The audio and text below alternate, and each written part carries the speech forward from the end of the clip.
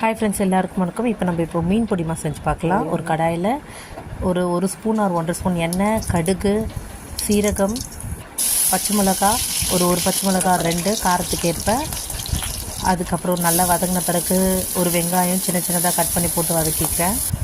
So மஞ்சள், மிளகாத்தூள், ஏன்னா நல்ல கலர் கொடுக்கும் இந்த டைமில் போட்டோன்னா. ஸோ நான் அதுக்கு தேவையான அளவு உப்பு. ஸோ இது 2 மீனை முள் இல்லாமல் பொடி பண்ணி வச்சுருக்கேன். வெறும் ஃப்ளஷை மட்டும் எடுத்து. ஸோ இது லெஃப்ட் ஓவர் மீன். ஸோ அதை போட்டு நல்லா ஃப்ரை பண்ணி வதக்கிக்கலாம். ஸோ இது ட்ரை பண்ணி பாருங்கள், ரொம்ப டேஸ்டியாக இருக்கும். ஒரு ஈவினிங் டைம் ஸ்நாக்காக கொடுக்கலாம். இது என் ஹஸ்பண்ட்காக செஞ்சேன், அவருக்கு ரொம்ப பிடிச்ச டிஷ்ஷு. உங்கள் வீட்லேயும் நீங்கள் ட்ரை பண்ணி பாருங்கள், ரொம்ப சூப்பராக இருக்கும் அந்த டிஷ்ஷு. ஃபைனலாக அது நல்லா வதங்கிட்ட பிறகு லைட்டாக கொத்தமல்லி தூவி சர்வ் பண்ணிடலாம். இது கண்டிப்பாக நீங்கள் ட்ரை பண்ணுங்கள். Thank you all.